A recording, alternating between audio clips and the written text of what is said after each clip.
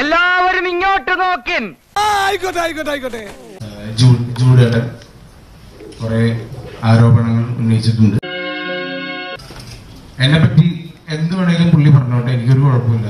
ഇനിയും പറയാം. എന്റെ അനീതിനെ പറ്റി അതിനകത്ത് അവളുടെ കല്യാണം ഞാൻ പുള്ളിയുടെ കാശ് മേടിച്ചിട്ടാണ് നടത്തിയത് എന്ന് പറഞ്ഞൊരു ആരോപണം. Flash back. ഒരു പ്രൊഡ്യൂസറുടെ അടുത്ത് നിന്ന് 10 ലക്ഷം രൂപ അഡ്വാൻസ് വാങ്ങിച്ച് പെപ്പെ അവന്റെ പെങ്ങളുടെ കല്യാണം നടത്തി.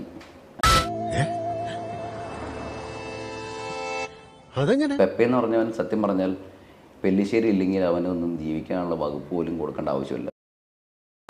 അവൻ ഭയങ്കര ഉടായിപ്പിന്റെ ഉസ്താദാണ് അവൻ. ഇത് പറഞ്ഞ് അന്ന് ഞാൻ പറഞ്ഞിരുന്നെങ്കിൽ ഉറപ്പായിട്ടും എൻ്റെ പേര് കുറ്റം വരും.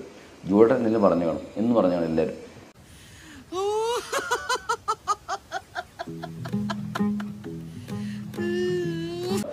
പെപ്പനെ ജീവിതത്തിൽ ഞാൻ പിടിക്കില്ല ഒരു സിനിമയിലും എന്ന് ഞാൻ തീരുമാനിച്ചിരിക്കുകയാണ്. കാരണം ഈ സോഷ്യൽ മീഡിയ കയറി കിടന്ന് കുറച്ചിട്ട് വെറുതെ ഒരു പ്രശ്നം ഉണ്ടാക്കണ്ടല്ലോ എന്ന് വിചാരിച്ചിട്ടാണ് ഞാൻ ഉണ്ടായിരുന്നത്. അതായത് അരവിന്ദേട്ടന് പൈസ തിരിച്ചു കൊടുത്ത ഡേറ്റ് 27 ജനുവരി 2020.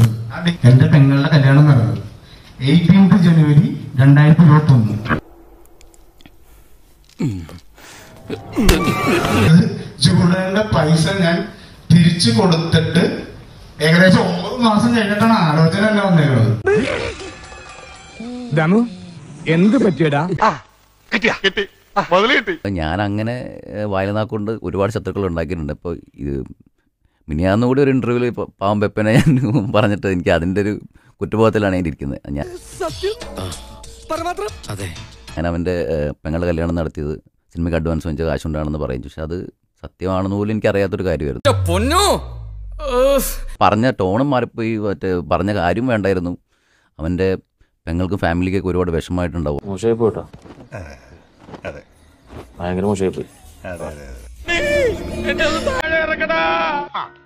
കിട്ടേണ്ടതൊക്കെ കിട്ടിയല്ലോ, സമാധാനമായല്ലോ. ഖത്തം. Bye bye, tata, good bye, Gaya.